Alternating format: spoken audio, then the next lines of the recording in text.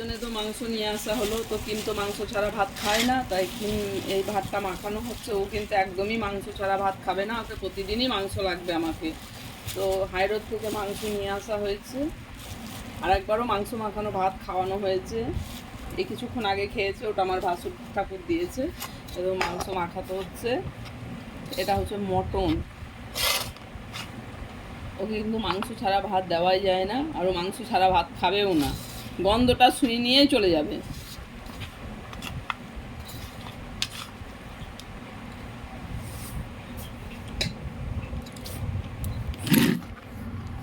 দক্ষিমের ভাতটা যাচ্ছে, এই দক্ষিম শুয়ে আছে, এই যে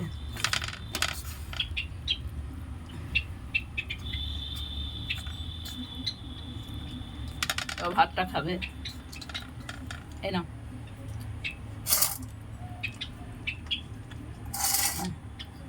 মাংস না দিলেও একটুকু ভাত খাবে না, মাছ ভাতও খাবে না, ডিম ভাতও খাবে না। তো ওদের জন্য আমাকে প্রতিদিন মাংস আনতেই হবে।